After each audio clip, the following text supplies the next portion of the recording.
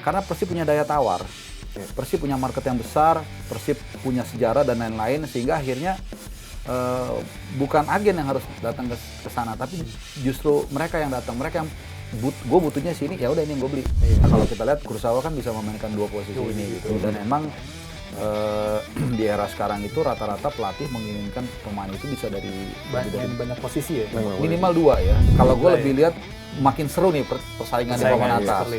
Nggak mau kalah sama Persib Bandung. Persib Bandung beli ini juga gitu. Kalau dari sudut pandang umum sih menarik ya, tapi kalau dari sudut pandang kita bicara kebijakan naturalisasi agak sedikit menyedihkan. FIFA sendiri juga jangan kalau dari Bulgaria Herman out langsung gitu, jangan juga. Udah ada yang latihan katanya Herman out gitu, jangan.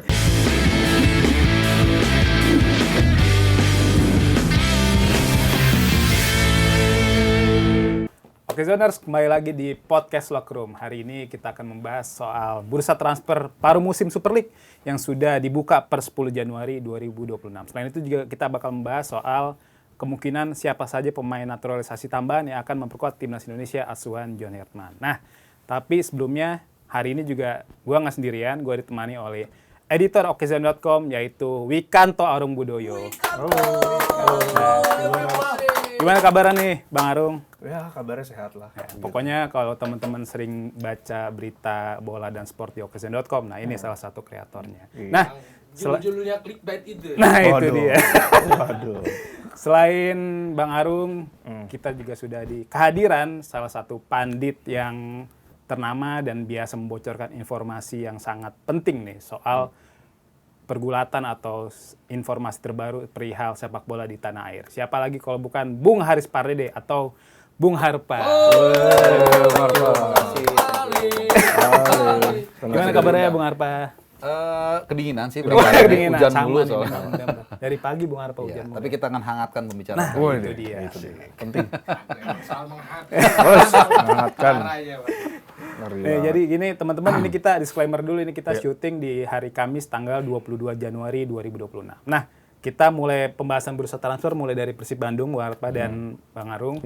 Jadi kemarin manajer Persib Bandung Umum Muhtar mengatakan kalau Persib Bandung kemungkinan hanya akan mendatangkan satu pemain baru di bursa transfer paruh musim ini. Nah, kata kemungkinan ini kan bisa jadi ada potensi kalau bisa jadi lebih atau bahkan kurang gitu.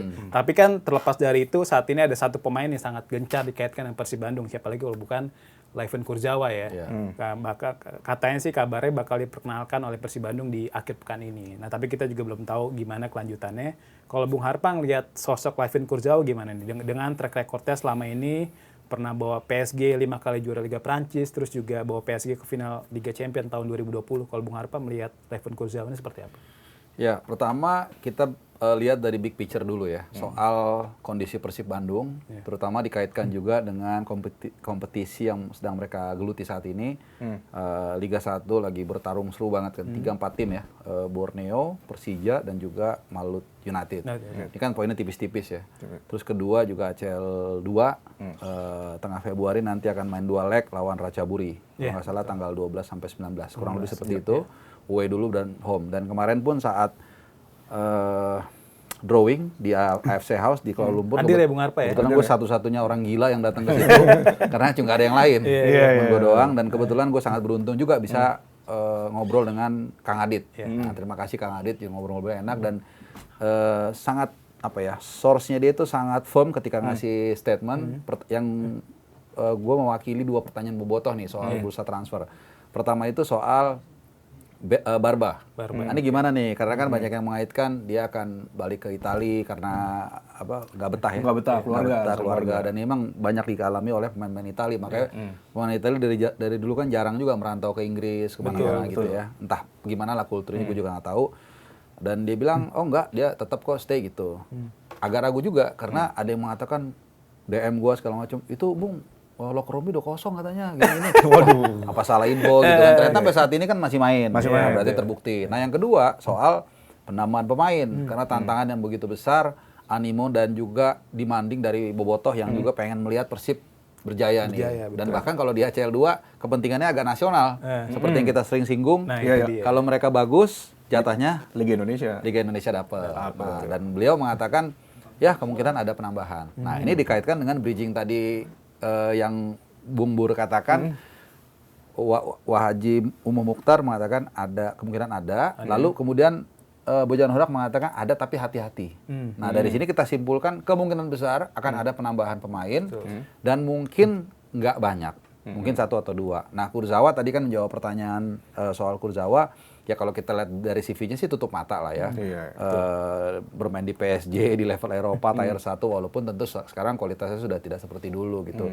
Dan ini selaras juga dengan kelihatannya Persib yang ingin mengokohkan yang di belakang mereka gitu. Kelihatannya kalau ini di depan mereka secara umum cukup oke, tapi lini belakang yang mungkin mereka khawatirkan ketika terutama nanti mereka main di ACL 2. Jadi secara umum sih ya mereka Persib benar-benar sangat serius berbenah tapi juga nggak mau terlalu jor-joran kelihatannya terutama di bursa transfer kali ini. Oh gitu. Berarti menurut Bung Harpan nih dari skuad Persib yang butuh penguatan tuh posisi apa sih, bek kiri kah?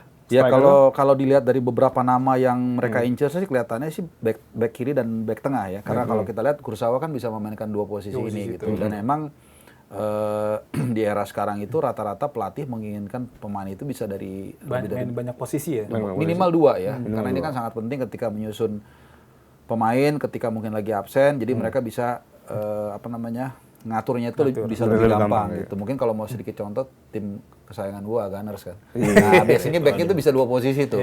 Hincapi bisa kiri sama tengah, Timber bisa kiri, bisa tengah, bisa kanan, Ben White bisa tengah sama kanan gitu-gitu. Jadi lebih banyak opsi terutama ketika dalam kondisi yang tidak ideal gitu. Misalnya ada yang cedera, misalnya back tengah cedera ya Kurzawa bisa nanti ditaruh di back tengah juga atau sebaliknya kalau memang full dia bisa main di posisi yang prefernya ya dalam hal ini back kiri. Jadi ya luar biasa skuadnya dari Persib Bandung yang memang ini menjadi salah satu alasan atau kekuatan dari sebuah tim karena Persib udah punya duit tapi kan banyak yang punya duit gagal. Kenapa? Karena nggak punya scouting yang bagus.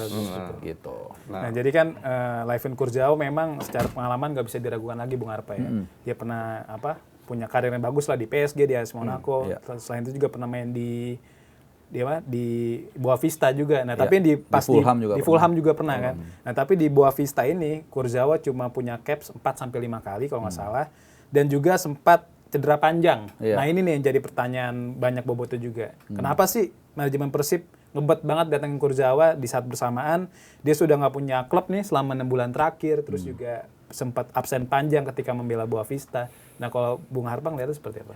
Kalau gue lihat ya, walaupun nggak rutin lihat Kurzawa, tapi kalau dalam di PSG pernah lihat beberapa kali, di Fulham juga bisa melihat beberapa kali, dia punya kemampuan bukan hanya bertahan, tapi juga dalam membangun serangan. Ini kan yang jadi tadi bukan hanya posisinya double, tapi juga gaya mainnya dia agak sedikit versatile.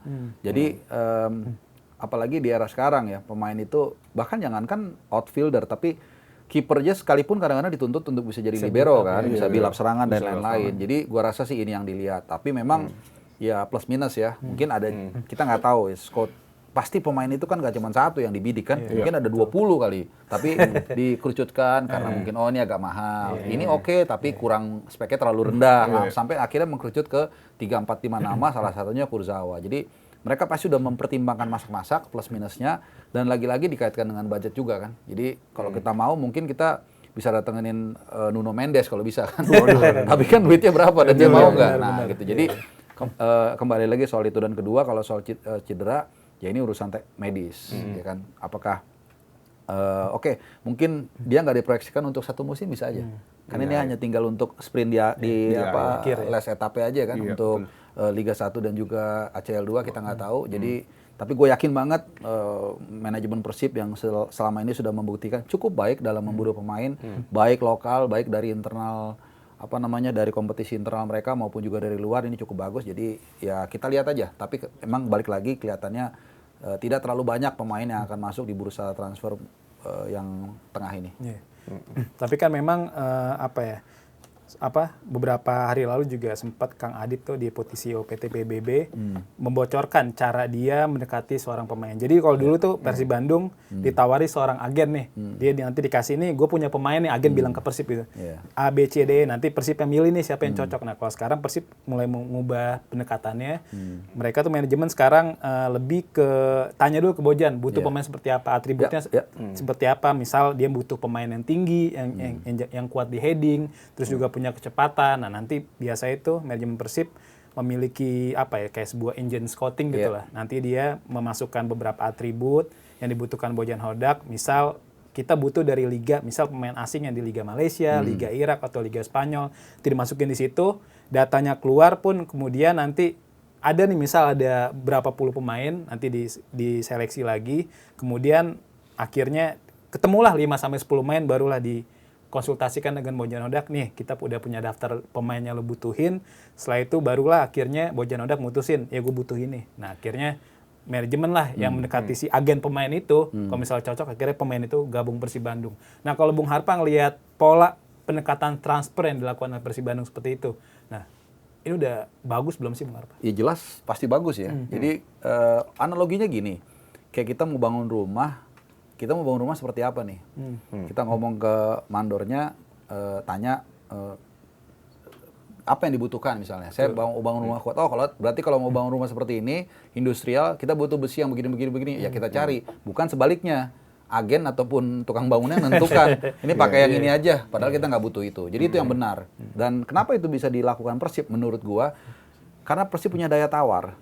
Persib punya market yang besar. Persib punya sejarah dan lain-lain. Sehingga akhirnya bukan agen yang harus datang ke sana, tapi justru mereka yang datang, mereka yang gue butuhnya sini, ya udah ini yang gue beli. Jadi bukan agen yang berkepentingan untuk datang ke agen, nunggu aja di sana. Kalau Persib datang, ya udah tinggal deal. Nah soal mekanisme itu, ya memang seperti itulah yang seyogyanya hari ini harus dilakukan. Sebenarnya ini sudah dilakukan dulu, tapi otodidak menurut gue ya, seperti Alex Ferguson, gue yakin banget itu. Mungkin dia belum terlalu tahun 90-an awal dia ngelatih, atau 80-an akhir kan? 80-90. Nah 80-90 kan, gua rasa tuh belum ada komputer aja kita belum ada dulu ya. Jangan bilang AI atau yang gitu-gitu kan. Pasti dia hasil pengalaman otodidak dia, akhirnya dia bisa ngelihat pemain, kan jarang gagal kan. Paling mungkin Erik Jemba yang gagal. Jemba. Iya, Jemba. Sisanya hampir semuanya berhasil. Kenapa? Ya karena dia otodidak. Tapi sekarang kan kita nggak bisa lagi punya pelatih yang 10 tahun, 20 tahun ngelatih, setelah itu dia jago dalam memburu pemain. Tapi kita harus berbasiskan sistem. Saat offer tadi, gue dengan Mas Bur sempat ngobrol juga. Contohnya itu Brighton and Hove Albion. Dia punya satu sistem yang sangat luar biasa. Pemain can come and go, tapi Brighton stays sekarang stabil di Premier League. Kenapa? Karena mereka punya sistem squad yang luar biasa. Mereka jual McAllister, mereka jual Caicedo, mereka jual Estupiñán, mereka jual Cucurella, and whoever lah yang mereka jual. Sekarang mereka tetap ada di sana, pelatihnya silih berganti, nggak ada bermasalah. Kenapa? Karena sistem mereka punya. Jadi ini sebenarnya sesuatu yang sudah dulu dilakukan oleh pelatih-pelatih zaman dulu, tapi sekarang dikejawantakan dalam sebuah sistem. Jadi siapapun nanti operatornya datang, siapapun pelatihnya datang, mereka sudah punya sistem itu jalan terus. Nah ini yang kelihatannya coba dilakukan oleh Persib Bandung. Mungkin tidak secanggih Brighton, tapi I believe they are going there gitu. Jadi luar biasa karena dalam sepak bola banyak klub yang punya duit banyak. Tapi gagal juara. Kenapa? Ya karena mereka nggak punya sistem pembelian pemain. Gagal. Dulu PSG beli Sergio Ramos, beli Messi, terus beli Neymar, Mbappe. Ya lihat hasilnya. Justru begitu mereka scoutingnya lebih rapi, nama-nama yang nggak terkenal masuk ke mereka, malah juara mereka. Treble malah. Treble malah. Gitu. Jadi gitulah sepak bola memang dibangun nggak dengan satu aspek aja. Bukan mau datengin pelatih hebat sekalipun, kalau dia nggak punya scouting yang bagus, dia nggak punya basis massa yang besar, dia nggak punya environment yang bagus, itu susah juara juga. Jadi ini yang kelihatannya coba dilakukan Persib gitu. Berarti Joey Pelopesi gimana nih? Joey Pelopesi sih kenceng banget tuh berita dari dulu. Sangat mungkin ya, tapi bisa jadi nggak tengah musim ini ya. Karena yang gue dengar memang sudah ada pembicaraan. Tapi mungkin ada beberapa pertimbangan, dan kebetulan kalau kita lihat minute play-nya di Lommel juga kemarin dia cukup oke. Kemarin main terus. Lumayan golin malah, golin terus. Sering golin. Kontribusi. Gue lupa ingat detailnya seperti apa. Tapi for example, pertandingan terakhir Lommel aja mereka menang kan. Itu main, Joao Lopez main starter lah. Entah full atau enggak dia main starter gitu. Jadi mungkin dia bingung-bingung juga karena tapi dia terima tawaran Persib juga masuk akal ya karena gue yakin banget ya menurut feeling gue tawarannya lebih gede di Persib. Nah, umur dia udah 32, ya kalau kita tempatkan di posisi dia why not kan? Ya, gaji gede udah umur segitu, apalagi udah kontak-kontak Mark Locke kan. Gue udah punya villa nih tiga. Lo nggak mau, but it's normal gitu, usia udah 32. Cuman memang kalau gue pribadi, ya ini sorry ya, mungkin kalau yang masih muda agak disayangkan. Kalau merapat ke sini gitu ya, kayak Lionel Randers. Tapi again, itu kan hak asasi dia untuk sama aja kayak kita kan. Kita mau nerima kerja di mana, ya selama itu halal, gajinya gede, why not, karena masalah gitu. Tadi kan Bung Harpa juga sudah menyoroti bahwa Persib Bandung tuh memang butuh tambahan pemain, entah itu di posisi fullback kiri atau back tengah. Nah, tapi di saat bersamaan juga Persib Bandung dikaitkan dengan salah satu mantan bek timnas Belanda nih Bung Harpa, Terence Kongolo. Nah ini dia dalam beberapa hari terakhir lagi kenceng banget dikaitkan dengan Persib Bandung. Nah ada beberapa faktor ya.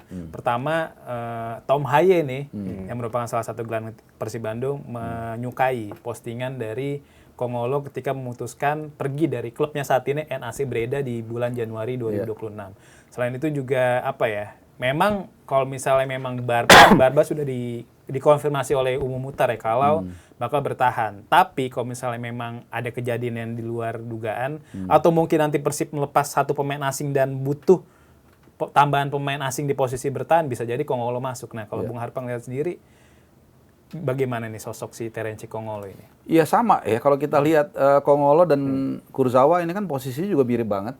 Bisa back tengah, bisa back kiri. Terus tingginya juga hampir 190. Pengalamannya juga sama, kalau nggak salah pernah main di Monaco. Di klub Belanda juga kalau nggak salah Rotterdam ya. Feyenoord Rotterdam ya kan ya. Dan terakhir main di NAC Breda, tapi di NAC Breda juga jarang main juga, umur 31 ya again it's all about money, dan selama transaksional itu saling menguntungkan sih nggak ada masalah gitu. Jadi ya apalagi tadi Tom Haye udah memberikan rekomendasi, itu nilai plus juga. Mungkin diundang juga kan ke Highway juga. Bisa jadi. Itu. Tapi yang pasti ya itu akan jadi satu nilai plus karena pasti Tom Haye juga sudah mengenal siapa nih Kongolo, udah ada rekomendasi gitu. Tapi ya again semua kerucutnya kan tadi ketika dari 20 nama, 10 nama, 5 nama, nanti kan ujung-ujungnya dealnya duit juga. Tiba-tiba misalnya Kurzawa cuma setengahnya, bisa juga jadi ke Kurzawa. Kan ini kan kayaknya kalau kita lihat ya dari segi usia, dari segi CV agak mirip-mirip. Bagus di masanya, ya wajar lah sekarang dia sudah turun main ke BRI Super League. Tapi again rasanya nanti it's all about gaji. Kalau gajinya mungkin beda jauh, yang ini mereka akan ngambil. Karena kalau kita lihat secara umum Kongolo dan Kurzawa ini ya secara umum ya mungkin bisa dilengkapi netizen yang lebih detail. Gue rasa ini mirip-mirip gitu nanti, dan tergantung feeling juga. Mungkin katakanlah gajinya sama, terus pelatihnya Bojan Hodak, itu kan jam terbang juga kan kadang-kadang dia udah bisa ngeliat orang, oh nih kayaknya lebih cocok ini nih diambil, itu bisa aja gitu. Jadi memang kelihatan banget dari apa yang dicari atau diburu Persib, mereka ingin memperkuat lini belakang khususnya tengah dan kiri. Kalau di luar dari nama-nama yang tadi disebutkan yang mau datang nih, nah kira-kira yang mau dicoret siapa nih dari Persib? Kan kalau di kemarin kan udah minjemin 2 tuh, kakak berade Hanusa ke Persik ya. Ke Persik. Nah kira-kira dari pemain asing ada nggak yang dicoret? Kemarin kan katanya Ramon Tanke tuh sempat, tapi dia kemungkinan naik nih. Nah kira-kira ada nggak nih? Kalau penglihatan Bung Harpa lah di setengah musim pertama. Iya, kalau saya lihat sih justru ya Ramon Tanke memang betul ya, tadinya sempat diisukan karena berapa pertandingan dia nggak golin kan, tapi kemudian tiba-tiba dia digolin dalam dalam 2 bulan beruntun dia golin. Kalau saya jadi manajemen Persib sih saya malah mikirnya pertahankan aja. Menurut saya ya gitu, kecuali memang ada yang parah banget. Saya tidak melihat ada pemain utama ya, kecuali pemain lapis kedua emang mereka nggak pernah main kan gitu, itu lain soalnya. Tapi pemain utama saya tidak melihat ada yang urgent harus dijual. Apalagi mereka bermain di 2 kompetisi, apalagi kalau nanti lolos ke fase berikutnya gitu. Dan kita nggak tahu nih, biasanya makin dekat ke garis finish mungkin ada yang cedera atau akumulasi kartu. Jadi saya rasa Persib dengan segala ambisinya, karena ini adalah pertaruhan segala-galanya.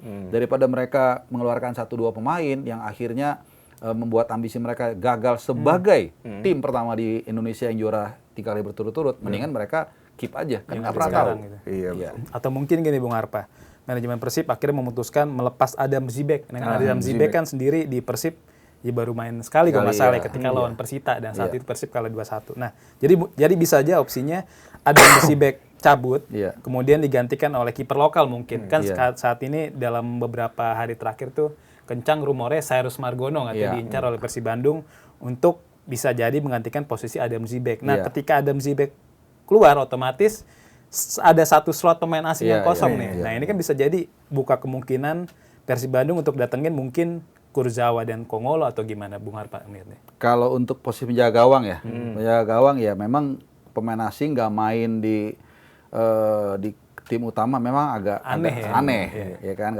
udah penjaga gawang cadangan pula, ini mungkin aja. Teja Pakualam bagus, kita sepakat ya, walaupun dia secara postur nggak terlalu tinggi, agak anomali karena jujur gue pikir tuh dulu karirnya udah habis ketika penjaga gawang Mendoza ya, musim lalu tuh tampil luar biasa, gue pikir bakal dilanjutkan, Tejanya mungkin hanya penghangat bangku cadangan, nggak taunya dilepas, feeling gue sih karena duit ya, pasti, apalagi kalau bukan itu. Terus Teja Pakualam ternyata bagus juga, cuman ada dua alasan gue sepakat kenapa mungkin ada penjaga gawang masuk adalah satu, tetap jaga-jaga kiper yang memang mumpuni, yang katakanlah selevel, dan kedua untuk membuat dalam tanda kutip tidak nyaman Teja Pakualam, karena dia kan sekarang ini lagi di atas angin, kayak nggak punya pesaing, Nah, dengan adanya kiper cadangan yang mumpuni, bukan tidak mungkin akan membuat dia tetap tidak lengah, tetap stay dengan performa dia yang menurut dia cukup bagus. Dan yang kedua, soal isu pemain baru itu kan mungkin masuk, kan dulu sempat dikaitkan Martin Paes kan, tapi terakhir kayaknya sih dibantah sama dia ya, kurang lebih. Meskipun kalau kita lihat minute play dia di Dallas itu agak mengerikan juga, udah 6 bulan lebih nggak main. Setelah dia cedera, kiper cadangannya kalau dimasuk ternyata lumayan bagus, akhirnya nggak main-main Paes. Jadi orang berpikir mungkin boleh juga nih, tapi kan kayaknya enggak ya. Nah, yang mungkin adalah Cyrus Margono. Dan kalau gue pribadi berharap kenapa bukan hanya for the sake of Persib Bandung interest ya, tapi supaya dia di Indonesia kan mainnya deket nih, apalagi nanti AFF bisa dilepas dong.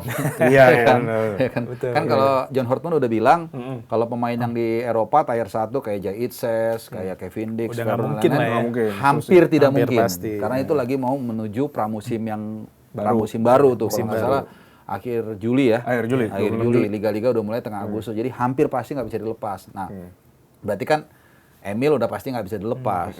Martin Paes juga Liga MLS baru mau mulai. Nah, kalau Cyrus Margono main di Persib kan dia bisa bela timnas kan. Nah, itu keuntungannya kalau kita lihat dari sudut pandang timnas. Dan kalau secara profil, kebetulan gue suka bikin rapot abroad namanya.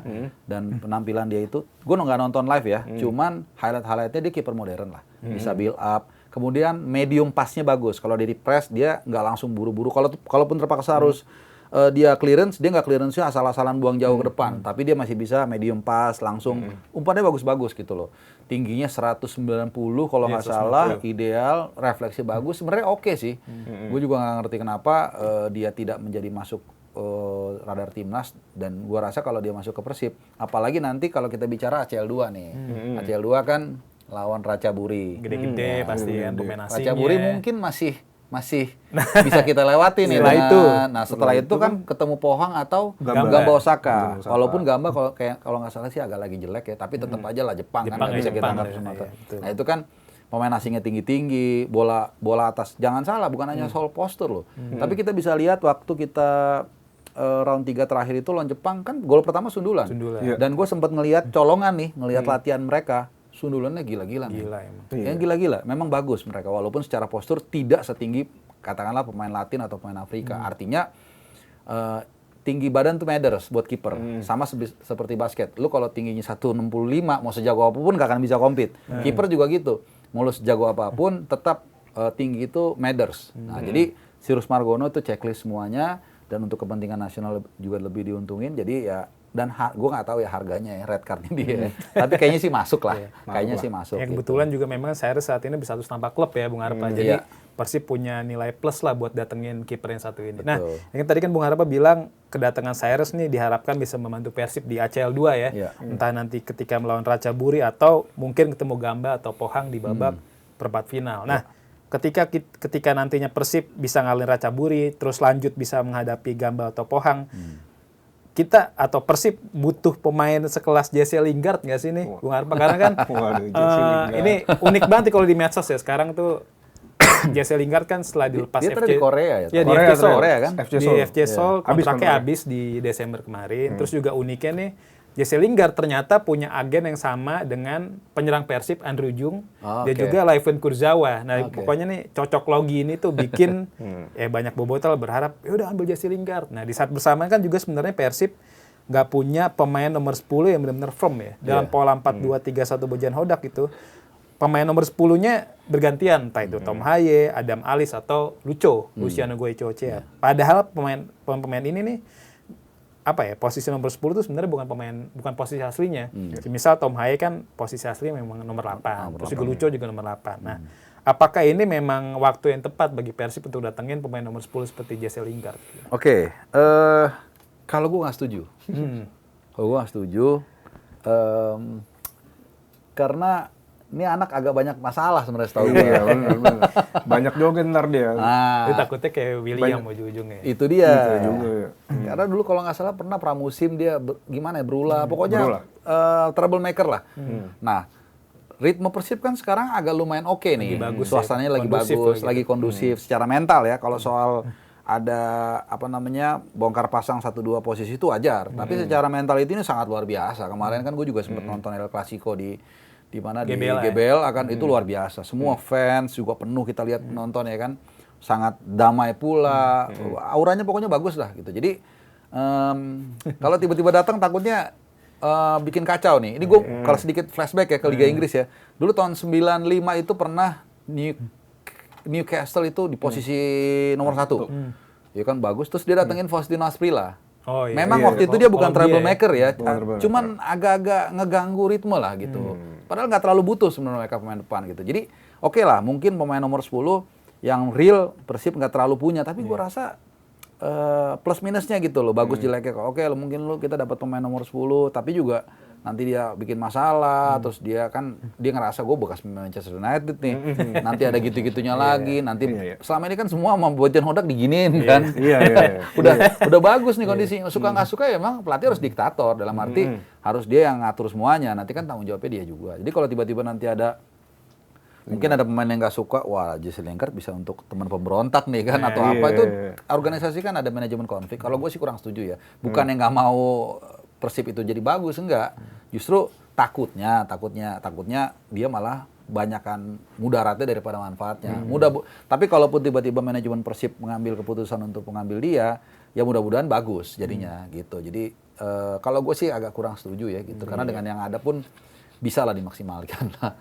Soalnya Jesse Lingard tuh dulu sempat diprotes sama Wayne Rooney atau kalau biasanya kalau zamannya Rooney kan pemain habis kalah nih besokannya sedih ya kan, besokannya merenung lah. Ya merenung ya. Angkatannya Jesse Lingard, angkatannya Paul Pogba itu habis kalah joget-joget itu ganti.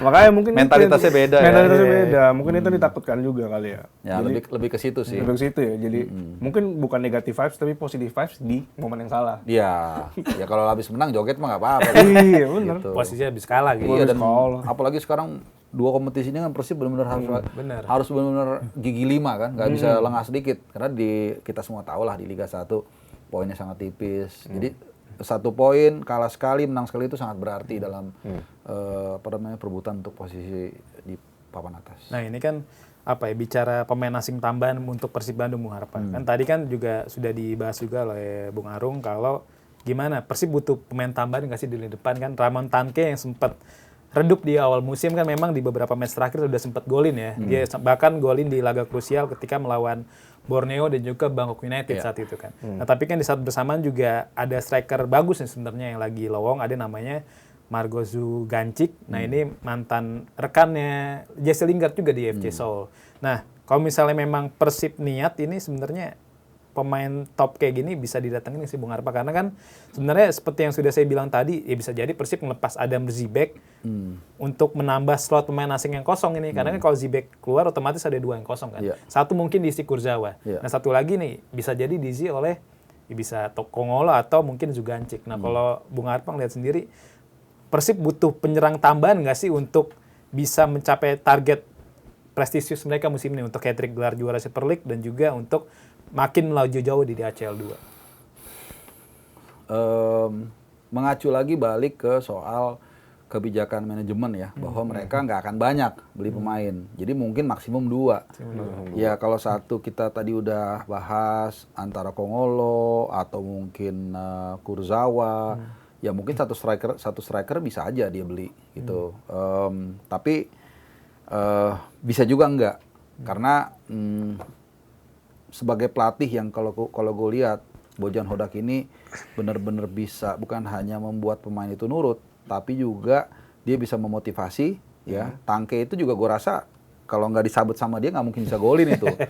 Jadi 50-50 kalau menurut gue ini depan. Jadi bisa dia memaksimalkan Adre Jung, Tangke dan lain-lain, bisa juga beli. Tapi kalau pemain belakang kalau menurut gue lebih mandatori untuk beli gitu. Karena memang dengan cara dia meminjamkan meminjamkan Hehanusa, artinya memang dia sudah harus mengisi kekosongan tersebut kan. Jadi kalau gue bilang lebih cenderung pemain belakang untuk dibeli daripada pemain depan. Kecuali memang ada yang bagus ya, benar-benar bagus, ya itu bisa aja gitu. Jadi opsinya sih seperti itu. Ini kan di tengah panas bursa transfer ini Persib Bandung otomatis menjadi perhatian oleh media-media dunia ya, ada El Quip dari media Prancis, terus juga Foot Mercato, terus juga ada beberapa media Italia juga sempat mengabarkan kalau Federico Barba bakal hengkang ke Pescara seperti Calcio Mercato dan lain-lain. Saat bersamaan juga ada salah satu analis taktik di Indonesia ini Tommy Deski. Dia dihubungi oleh El Quip dan El Quip tuh nanya-nanya ke dia. Sebenarnya regulasi pemain asing di Indonesia seperti apa, Liga Indonesia seperti apa. Jadi itu El Quip mungkin sedang melakukan reportase atau mungkin liputan mendalam untuk mendalami soal Liga Indonesia. Ini kan sebenarnya ini faktor yang bisa bikin Liga Indonesia makin terangkat lewat Persib Bandung. Nah, Bung Arpa melihat tren ini seperti apa nih? Jadi orang kan selalu berdebat antara hitam putih, kiri kanan, yin yang gitu-gitu ya. Selalu tapi orang Inggris selalu mengatakan ada third way. Nah, soal kuota pemain asing misalnya, sedikit atau banyak, kan ada kepentingan masing-masing nih. Sebenarnya kalau nggak salah di Laos atau Kamboja, Thailand, gue lupa, itu menerapkan kebijakan yang gue bilang tadi third way. Jadi gini, menurut gue, supaya kepentingan nasional itu tidak terganggu, dalam arti kolam pemain lokal juga tetap ada, tapi juga kepentingan klub untuk bisa bermain atau berkompet di level Asia juga ada.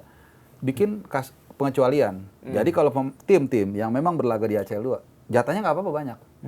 Mau 10, mau 8, mau 7, terserah. Tapi kalau yang nggak main, ngapain dikasih kuota banyak-banyak? Di press, kalau perlu cuman 5, di lapangan 3. Gitu. Supaya apa? Supaya tetap banyak pemain lokal untuk kesempatan untuk main. Tapi kalau tim seperti Persib, Dewa United, yang dalam hal ini bermain di kompetisi ACL, di Asia lah ya, ya mereka mau nggak mau kan harus bersaing dengan tim-tim yang kuat di Asia. Ya dengan pemain yang ada lokal ya mohon maaf ya mungkin belum terlalu bisa berkompet. Nah itu nggak apa-apa, dibanyakin gitu loh. Kalau nggak salah negara itu ada yang mengadopsi itu. Nah karena waktu itu gue sempet ngobrol dengan Coach Indianto Nugroho gitu. Kita tahu lah di eranya beliau kan pemain asing itu cuma 3. Ya kan, 1 pemain depan biasanya gitu, 1 gelandang, 1 back. Nah dengan let's say pemain depan dulu kita ngomong ya, hanya 1. Dulu tuh tim tuh biasanya wilayah barat, wilayah timur mungkin ada 22, 24, gue lupa ya, ada sekitar 20-an.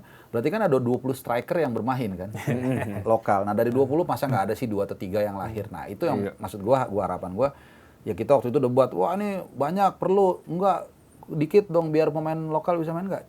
Jalan tengahnya gitu aja kalau menurut gue. Jadi kepentingan nasional nggak terganggu, kepentingan untuk keluar pun pemain-pemain atau tim-tim yang bermain di Asia itu bisa compete dengan membeli pemain-pemain yang bagus. Dan kebetulan tim-tim yang compete sekarang kan Dewa United dan Persib Bandung kan keuangannya juga luar biasa kan, jadi mereka bisa membeli. Jadi itu sih, jadi jangan dipukul rata, wah kaku harus begini harus begitu gitu. Ini kan di akhir pekan ini Bung Arpa ya, kita bahas preview Persib Bandung. Di akhir pekan ini Persib Bandung akan menghadapi PSBS Biak ya. Karena kan PSBS Biak juga di saat bersama juga nggak bisa diremehkan kan. Walaupun sempat kalah 3-0 lawan Persib di match pertama, tapi di match terbaru Biak nih baru ngebantai Bayangkara FC. Undang-undang 6-2 nggak salah. 6-2 atau 4-1 kan. Nah, ini kalau ngelihat PSBS Biak yang lagi on fire, di saat bersamaan Persib juga lagi bersiap nih untuk datangnya pemain baru. Kira-kira gimana nih jalannya pertandingan dari match kali ini? Iya, kalau gue bilang sih PSBS Biak datang agak sedikit kurang beruntung ya, dalam arti Persib kan sedang lagi on fire ya, walaupun ya oke lah mereka baru menang juga PSBS Biak, tapi kan Persib still Persib gitu. Mereka menunjukkan konsistensinya sepanjang musim ini, baik di Asia maupun di BRI Super League. Di Asia kan mereka sempat tertahan awal-awal kan dengan Lion City kan, tapi kemudian dia bisa comeback, kemudian pemain bagus datang juga, dan terakhir penutupnya kan di paruh musim pertama mereka juara paruh musim, bahkan dengan mengalahkan tetangga rival utamanya mereka, Persija Jakarta. Moral mereka pasti sedang naik-naik, pemain juga hampir semuanya kayaknya nggak ada yang cedera ya, dan ada konsolidasi juga 1-2 pemain keluar dan masuk, artinya tambal sulamnya juga sedang ongoing. Jadi kalau gue rasa sih bukan yang meremehkan PSBS Biak, gue rasa match ini harusnya bisa dikunci dengan baik oleh Persib Bandung gitu loh. Ya Biak bukannya nggak ada motivasi juga, cuman oke, mereka sempat menang, tapi kalau kita lihat sepanjang musim ini kan mereka benar-benar tertatih-tatih ya. Ya setelah ada beberapa pengurus ya yang pergolakan manajemen lah ya. Gue mau memperhalus agak gak enak sebenarnya. Lu sapuin dong kayak gitu dong. Iya, pergolakan manajemen. Nah, itu kan juga nggak bisa bohong, itu mempengaruhi. Jadi semuanya sebenarnya ya kontradiktif. Sementara di Persib, wah manajemennya luar biasa segala macem. Walaupun again classic words mengatakan ya dalam sepak bola apapun bisa terjadi gitu. Cuman I think ya Persib seharusnya mengunci pertandingan ini gitu, dan untuk mempertahankan posisi puncak bisa. Ini kan ngomongin Persib nih. Ini ngomongin pesaingnya, juga rivalnya Persija Jakarta. Ini kan bursa transfernya juga agak ngeri nih. Seru juga ya. Seru juga nih. Ini kata-katanya ada pemain-pemain muda Indonesia mau datang, Ivar Jenner. Iya. Tadi kan Bung Harpa sempat bilang, kalau yang muda-muda mah jangan dulu lah datang ke sini ya. Walaupun itu hak asasi juga. Iya. Komentar Bung Harpa soal Ivar ke Persija gimana? Ya kalau kita lihat dari point of view-nya Persija, wah ini luar biasa. Dia tuh di Young Utrecht itu walaupun tidak selalu starter, tapi sering starter. Dan kalaupun gak starter, main dari bangku cadangan gitu. Dan gaya mainnya gaya main yang bisa mengadaptasi ke setiap klub menurut gua. Karena dia kan mainnya simple ya. Kalau gue boleh menyamakan itu, mengkomparasi mirip Busquets gitu. Bukan yang main kalau klub ini cocok, kalau ini enggak. Dia tuh selalu menurut gua tuh cocok bermain di setiap medan gitu. Jadi ini jadi satu keuntungan yang luar biasa, apalagi menurut gua kalau kita lihat Persija kan depannya Rio de Janeiro FC ya. Iya. Persija Brazil. Tapi suplai bolanya kan mungkin sedikit kurang. Nah, dengan adanya Ivar Jenner kalau jadi, karena konon katanya sudah ada open talks katanya, itu wah luar biasa dari kacamata Persija Jakarta kan, apalagi kedapatan juga Fajar Fatur Rahman, dan memang udah lama Fajar. Tadi kebetulan ketemu Bang Popon, saya tanya kan, Bang itu Fajar kenapa pindah gitu? Oh emang dia dari lama udah nggak mau lanjut di Borneo, dan itu langsung disamber oleh Persija dan memperkuat juga sisi kanan pertahanan dari Persija. Kalau ada Ivar Jenner lagi, wah itu sih kalau gue lebih lihat makin seru nih persaingan di papan atas. Jadi nggak mau kalah sama Persib Bandung. Persib Bandung beli ini juga gitu. Dan Borneo pun juga. Nah Borneo ini menarik ya kalau sedikit agak lari ya. Borneo ini kalau yang gue dengar tadi itu dari Bang Popon, itu pembelian yang tidak pembelian musim ini atau budget itu nggak terlalu besar. Nah ini menarik juga kan. Jadi ada tim yang memang bisa compete juga dengan budget yang sedang, walaupun nggak kecil ya. Tapi juga ada dua tim yang memang lagi bergeliat ya dengan mesin uang yang sangat luar biasa. Dan juga jangan lupakan Malut United. Sama nih, ini mesin uangnya juga kuat juga, pemainnya juga bagus-bagus. Jadi itu yang gue bilang kalau kita bicara secara keseluruhan, gue senang melihat tim-tim ini semua bersemangat. Jadi bersaingnya itu sehat. Iya, betul. Bukan cuman ceng-cengan di medsos gitu kan. Tapi wah ini beli ini, oke gue ini lagi, beli ini lagi, bangkitin ini, main lagi segala macem gitu. Jadi gue berharap sih sampai akhir musim itu minimal kalau bisa ada 3 tim yang masih punya peluang juara sampai pekan 33. Kalau bisa 34 supaya nggak pekan ke 28 udah tahu kira-kira juaranya siapa. Gitu ya. Kayak 2 tahun lalu kalau nggak salah ya waktu Borneo juara regular season itu kan udah dari jauh banget gitu. Benar sih tadi Bung Harpa juga bilang Borneo, Malut dan Persija sebenarnya kan mereka kompak nih, sudah datangin pemain asing, pemain baru lah gitu. Kayak Borneo juga baru saja datangin pemain timnas Suriah, terus Malut juga datengin Ruben Cardoso juga dari Brazil. Nah, nih hari ini Persija baru datengin Paulo Ricardo nih, backnya yang pernah main di Liga Konferensi Eropa musim ini, atau tier 3-nya kompetisi antar klub Eropa. Ini kan jadi makin menguatkan lini pertahanan Persija ya, ketika Persija sebenarnya sudah memiliki Rizky Ridho dan Jordi Amat. Tapi uniknya nih, selain Ivar Jenner, Persija Jakarta juga kabarnya ingin mendatangkan Sen Patinama nih. Jadi kan dalam 1 hari terakhir nih rame banget ini. betul, Beberapa akun-akun media yang memang kredibel lah ya. Dia memposting Sen Patinama dengan background orange. Tapi memang kan orange itu nggak cuma Persija, ada Borneo, ada PSI Rembang ya kan. Terus juga ada beberapa klub, ada Persiraja juga ya kan. Cuma memang orange ya, Persiraja juga orange ya. Persiraja orange juga. juga orange. juga orange. Cuma memang di akun ini dia sempat ngasih backsound tuh lagu Jakarta. Jadi tuh makin menegaskan kalau Sen Patinama bakal ke Jakarta. Tapi ini sebenarnya sebuah keuntungan nggak sih buat Super League atau gimana Bung Harto melihatnya? Ya, jawab pertanyaan itu dulu. Kalau keuntungan udah pasti. Kalau kita tempatkan kita sebagai operator I-League, udah pasti senang dong. Iya. Dagangan kita istilahnya laku keras, datang pemain-pemain bintang gitu. Dan sebenarnya isu Sen Patinama merapat ke Indonesia itu kan bukan sekarang. Dulu sempat Orange juga ke Borneo kan. Borneo. Iya, So, dan sama Bang Popon juga sempat ngomong ke gua waktu itu sebenarnya enggak. Cuman gue yayain aja katanya. Nah kalau yang ini gue sempat dapat info dari seorang, ini nggak A1 ya, dari seorang jurnalis yang cukup kredibel juga, katanya memang on the way. Tapi kan on the way lagi-lagi kan, kita nggak tahu nih jadi atau enggak. Tapi kalau kita lihat performa dia di Buriram, memang itu sangat memungkinkan. Karena dari dia main di Liga 2 Belgia kan, AFC Eupen. Nah itu dia sebenarnya ada momen dia sering main, tapi kemudian turun. Oke, pindah dia ke Thailand. Di Thailand tuh musim ini dia baru main 6 kali. Gue lupa, mungkin starter berapa kali atau 6 kali. Even Sandy Walsh masih lumayan 10 kali cetak 1 gol. Jadi ya kalau dilihat dari Sen Patinama, sebenarnya yang gue dengar dia itu sebenarnya nggak berusaha semaksimal mungkin untuk bermain sejauh mungkin dari Asia Tenggara. Bukan yang merendahkan, tapi dia mau hold level dia di Eropa atau mungkin di Jepang atau apalah yang agak lebih tinggi. Cuman kan ya mungkin kadang-kadang kita nggak bisa terlalu idealis, mungkin dia sadar diri atau apa. Apalagi gue yakin lagi-lagi kita bicara gaji juga mungkin nggak sedikit gitu. Dan sisi kiri Persija mungkin perlu tambahan juga kali ya. Kan Persija sendiri sebenarnya udah ada punya 2 pemain. Ada Donitri dan juga Alan Cardoso kan.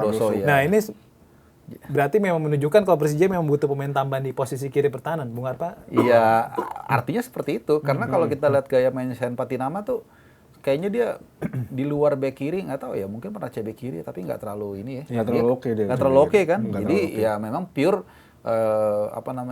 Souza merasa perlu di area itu gitu. Dan emang luar biasa sih, berarti ada 3 pemain yang boleh dibilang levelnya nggak jauh-jauh beda ya.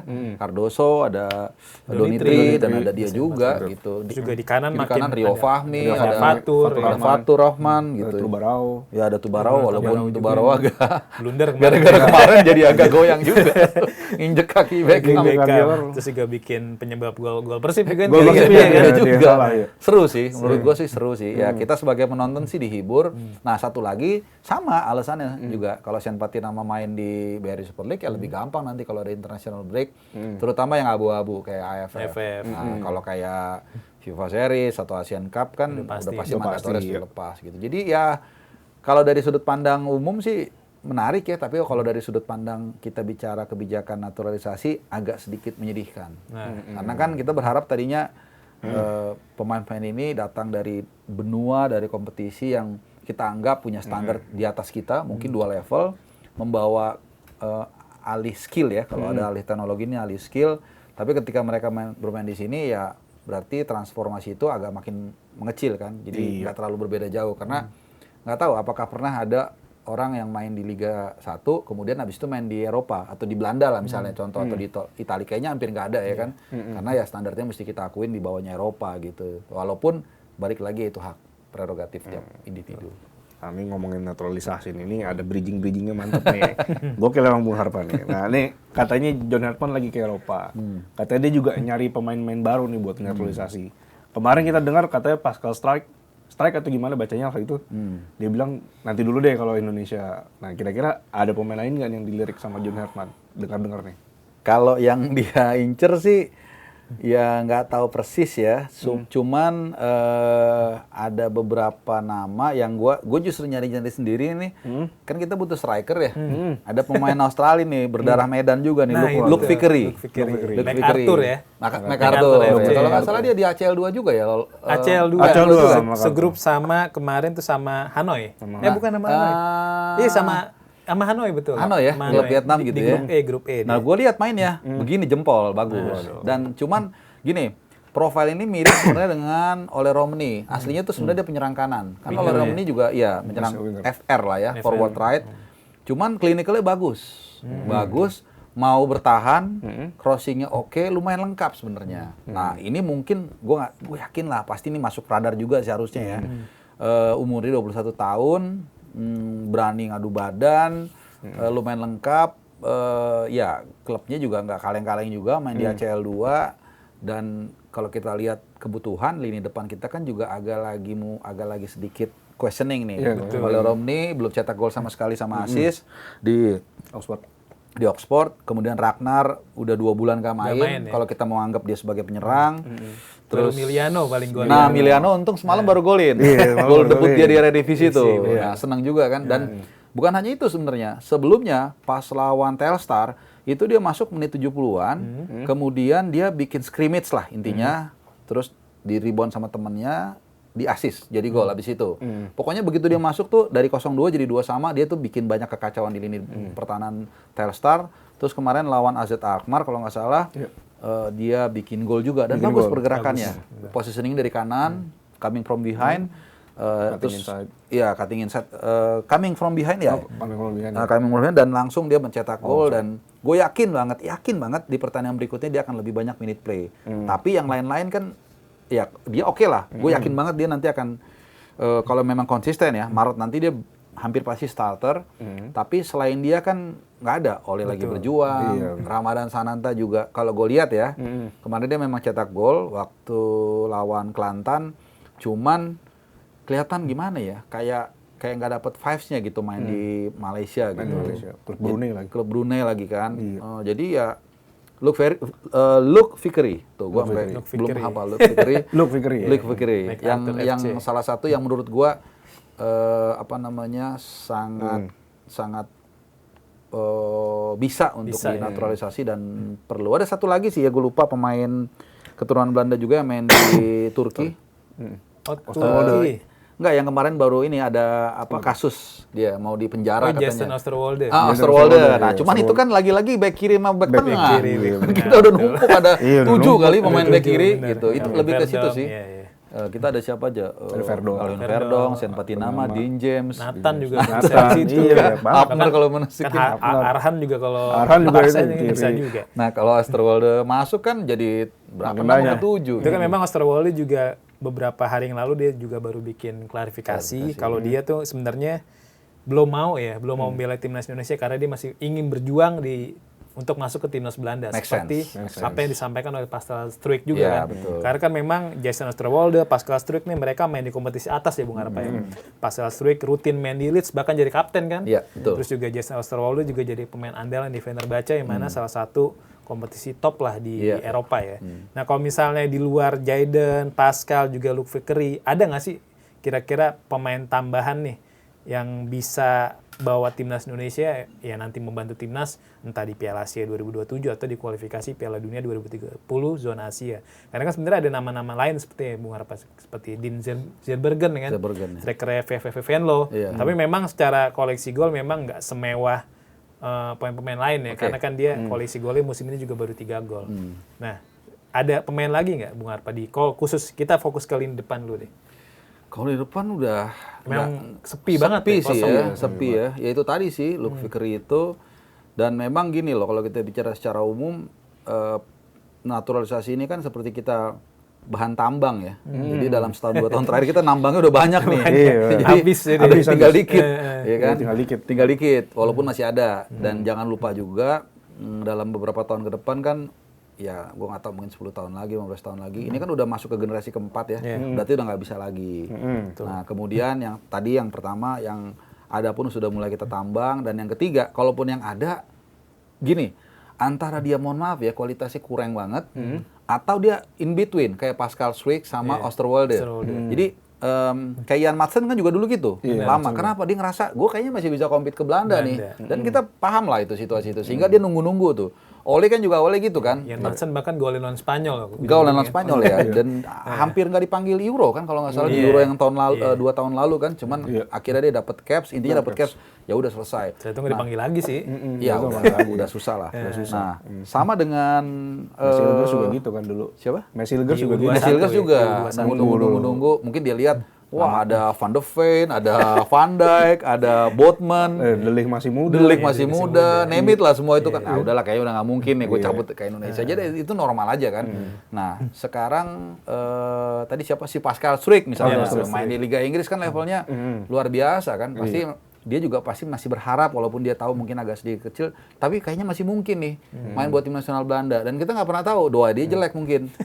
Banyak yang cedera kan menjelang Piala Dunia, siapa tahu dipanggil. Nah mungkin setelah Piala Dunia kalau Struijk dan Osterwolde dan lain-lain, gue sampai salah mulu ngomongnya.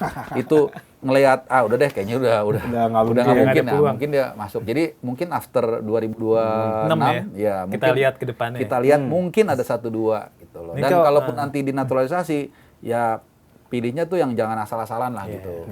Emang yang punya kualitas buat ningkatin prestasi timnas lah Bung Arpa. Betul, karena sekarang kalau nggak salah tuh kurang lebih ya sekitar 20-an pemain naturalisasi. 20-an. Nah, selama beberapa tahun terakhir ya. Iya. Kalau soal striker ini kan sebetulnya ya walaupun ini katanya udah nggak bakal dilakuin lagi ya. Di lokal kan ada 2 nih yang kemungkinan yang main di liga lokal maksudnya. Ada kemungkinan yang bakal dinaturalisasi. Ciro Alves katanya lagi ngajuin. Iya. David Da Silva eligible karena dia udah 5 tahun berturut-turut. Kalau Bung Harpa ngeliatnya gimana?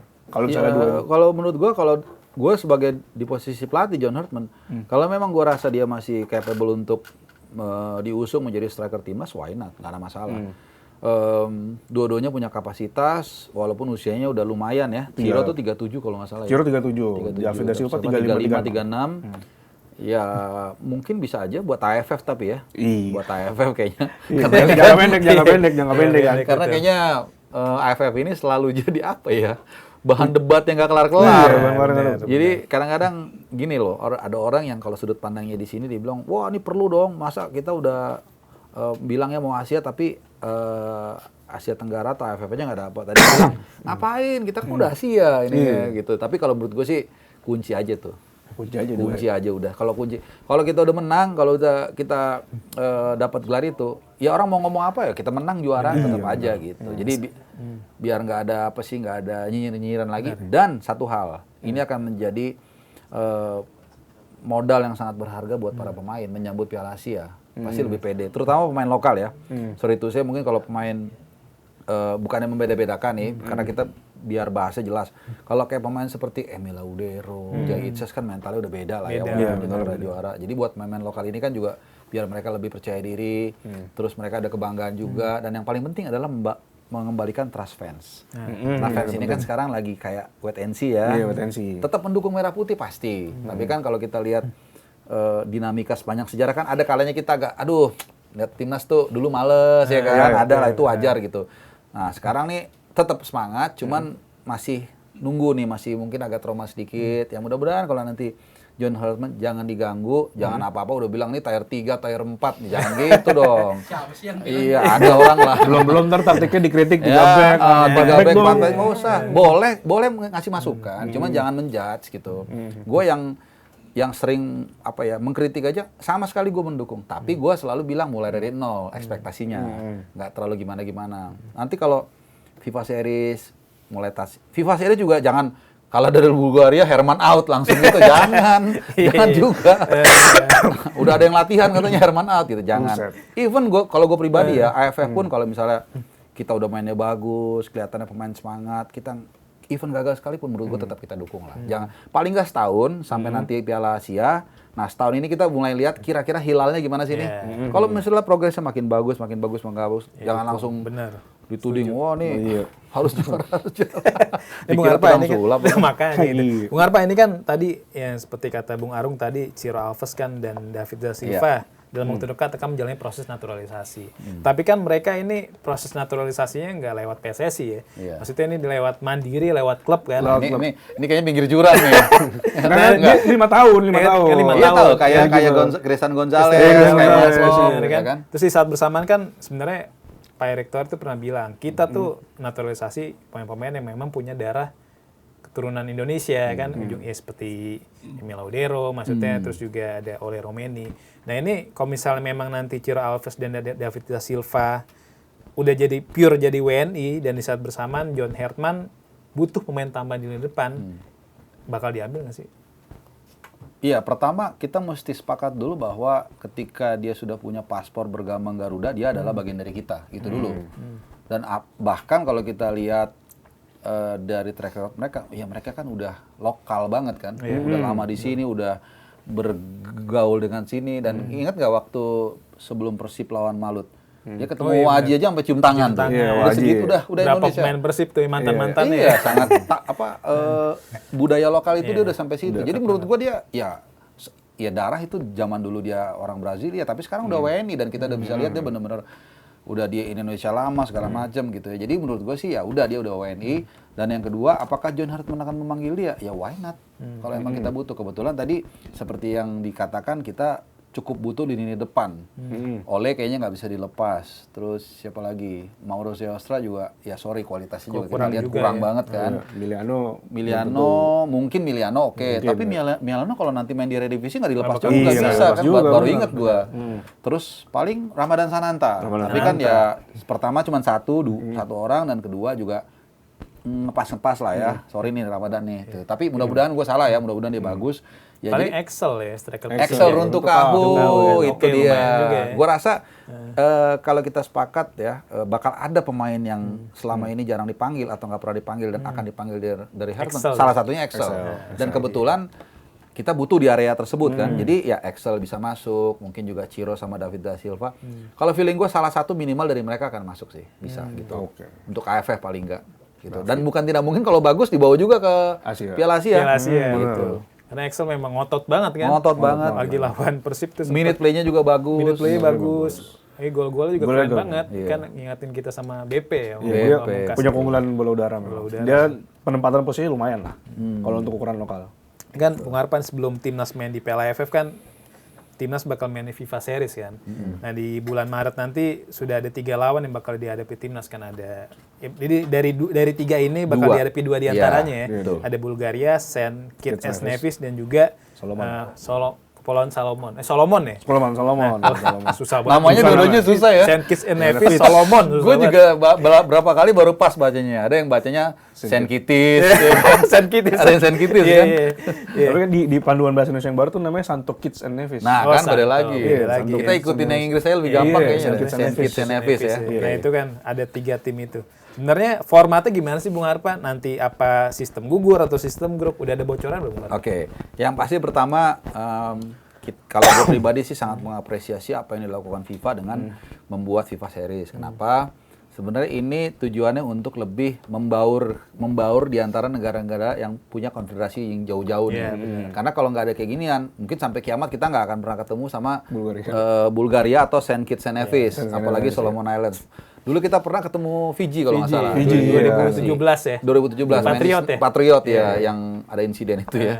Jadi itu mungkin nggak akan terjadi. Kemudian lebih terorganisir. Masih ingat waktu di Surabaya kita gagal main lawan Kuwait, mengundurkan diri. Nah itu mungkin karena organisasinya tuh nggak serapi FIFA yang bikin gitu. Kalau FIFA kan bagaimanapun juga negara-negara ini lebih respect, lebih takut lah gitu ya. Jadi gue lebih ngeliatnya ke situ. Nah soal lawan-lawan ini, ya lawannya kita hanya 2. Nah lawan 2 walaupun waktu itu gue ngomong sama temen ya, bisa aja kita main 3 kali nih fullin nih. Misalnya kita contoh lobby tingkat tinggi kan, tinggal tambahin dikit aja. Mumpung di sini kan, kenapa enggak kan? Kita bayar dalam arti positif ya, kan orang sama aja kerja kita suruh bayar kan nggak apa-apa. Bisa aja lumayan 3 kali. Tinggal bisa nggak nih ngelobi klubnya nih, kan pulangnya agak ngepas kan. Iya ngepas. Nah di situ, jadi jauh-jauh. Ya kalau menurut gue sih ya dari segi peringkat memang nggak terlalu wow. Dua-duanya tuh di bawah kita, Saint Kitts and Nevis plus Solomon Island. Kepulauan Solomon. Sama Bulgaria memang di atas kita 80-an, 87, 86 lah gitu ya. Cuman sebenarnya mereka lagi jelek. Mereka lagi jelek. Jadi untuk kesempatan justru tapi begini, secara lawan kurang wow, tapi secara kepentingan wow, karena supaya nggak terlalu berat juga kan. Jadi nanti mudah-mudahan di laga-laga awal Hartman bisa meraih kemenangan dalam 2 pertandingan lah, let's say PD-nya naik, fans juga mulai semangat lagi. Nanti Juni kalau nggak salah ada 1 FIFA match lagi, lebih bagus lagi, berujung ke juara mungkin mudah-mudahan AFF dan seterusnya. Jadi ya oke lah untuk kali ini di FIFA Series, dan gua rasa sudah cukup lama kita menanti tim nasional main setelah terakhir bulan Oktober ya. November ini. November nggak Oktober. ada ya. Iya kan, udah lama banget kan. Udah lama. Makanya kalau format sendiri Bung Harpa udah tahu. Jujur belum tahu, tapi gue rasa sih harusnya tuh ya main biasa aja ya, dan ada poinnya juga, ada poinnya, jadi mudah-mudahan nambah juga poinnya untuk lebih bisa naikin peringkat kita gitu. Tapi gue rasa sih ya sama aja sih kayak international friendly tapi dibikin tajuknya FIFA Series, kemudian nanti ada poinnya gitu sih. Tapi kalau melihat track record John Hartman nih di tim-tim sebelumnya di Toronto atau di timnas Kanada, kira-kira dengan skuad yang dimiliki timnas Indonesia saat ini, kira-kira John Hartman bakal nurunin pola formasi apa sih Bung Harpa? 4-2-3-1, 3-4-3, 4-4-2 atau bagaimana? Sebenarnya gini, sebelum John Hartman itu namanya mencuat ke permukaan, rata-rata kita nggak ada yang tahu dia kan, jujurnya. Jadi kita semua hanya mencari berdasarkan literasi di internet, rekaman mungkin pertandingannya dan lain-lain. Cuman ya dari situ kita bisa menyimpulkan bahwa John Hartman ini memang literally pelatih gitu. Jadi bukannya mantan pemain hebat terus jadi pelatih gitu. Artinya, dan kedua dia adalah seorang motivator, dan itu kan juga penting dalam ruang ganti. Preferensi utama dia setahu gue pakai 3 back, tapi dia juga bisa berimprovisasi. Nah again, kalau kita bicara nanti untuk Maret, maka kan persiapannya mungkin hanya sekitar 2 bulan lebih sedikit ya. Nggak banyak waktu. Dan meskipun katanya dia sudah menyelesaikan PR-nya sebelum ditunjuk, bahkan sebelum resmi dia sudah ngontak 60 pemain. Itu kan berarti ada di luar pemain yang rutin dikontak juga. Ya kan, paling pemain yang main dan baik yang pernah maupun belum paling sekitar 30-40 lah. Nah berarti di luar itu ada dikontak juga. Mungkin Excel salah satunya kan. mungkin. Atau yang lain-lain lah kita nggak tahu. Mungkin juga Aditya Warman Teja atau mungkin. Teja juga mungkin. Sangat mungkin. Nah jadi banyak waktu yang harus disiapkan, ya kan? Mungkin mengenal kompetisi, ngobrol dengan pelatih lokal, bukan pelatih lokal, pelatih BRI Super League. Semua detail-detail, dia mengenali staffnya, mulai mengontak asisten pelatih baik yang dia bawa, pelatih fisiknya kan siapa tuh, Mehan apa siapa lah. Cesar Melen. Terus dia juga hampir pasti akan meng-hire salah satu atau salah 2 pelatih lokal seperti yang dikatakan Pak Sumarji. Itu mandatori, belajar dari kesalahan Era Clifford yang tidak mengerti kebudayaan lokal. Nah untuk reorganisasi ini kan butuh waktu. Artinya yang mau gue bilang, ketika Maret nanti nggak akan banyak perubahan harusnya. Ya kan, walaupun ini partai uji coba, dia main aman dulu, main dengan formasi yang sudah biasa diusung oleh para pemain. Plus jangan lupa backbone kita kan, tim nasional kita kan pemain diaspora, ya kan, yang seperti Jay Itzes, mungkin Justin Hapner, Kevin Dix dan lain-lain, yang nanti waktu persiapannya nggak banyak, paling 3 hari, paling lama 4 hari lah. 2-3 hari. Kadang-kadang komplitnya bisa 2 hari, H-2. Dan setelah perjalanan jauh. Belum diistirahat. Biasanya kan ada yang klub main Senin dini hari, terus baru datang ke Indonesia Selasa atau Rabu. Habis jangan bukan Jakarta Bandung itu kan. dari apa? Prancis, dari Sassuolo, dari Itali terbang. Belum transitnya. Ke Qatar, ke Arab. Mau naik bisnis juga tetap aja kan pesawat. Kaki pegel-pegel juga kan. Dan biasanya yang gue tahu begitu sampai itu mereka harus recovery dulu. Jadi walaupun sampainya pagi itu nggak ideal kalau dia langsung latihan. Jadi intinya waktunya sebentar untuk ketemu. Gimana mungkin lu tiba-tiba main dengan sistem yang baru? Menurut gue nggak mungkin atau kecil banget kemungkinannya. Jadi gue rasa kita akan tetap bermain dengan pola yang lama, nggak terlalu berbeda jauh. Formasi 3 back, pemainnya juga mungkin 7-8 pemain itu sama. Nah mungkin pertandingan kedua, kalau ada ketiga, baru nanti mungkin dia mulai agak sedikit improvisasi, rombak. Nanti Juni mungkin ada lagi. Oh dia udah mulai ngeliat nih. Wah yang ini emang bagus nih. Walaupun gue coba di bangku dari bangku cadangan ternyata oke, yang ini kayaknya kurang deh. Baik itu secara real maupun juga preferensi. Bisa juga kan. Oh dia sebenarnya bagus, cuman gue nggak cocok, gue nggak butuh pemain kayak gini. Jadi butuh waktu lah kita kasih kesempatan buat dia untuk mereorganisasi baik di manajemen maupun juga di timnas itu sendiri. Sebenarnya yang dilakukan oleh John Hartman mungkin nanti di bulan Maret sebenarnya persis seperti Kluivert ya. Di awal juga Kluivert kan nggak mengubah. Tapi jangan skornya ya. Jangan skor. Aduh, jangan tuh. Kalau bisa 5-1 kita menang. Kalau bisa 5-1 kita menang.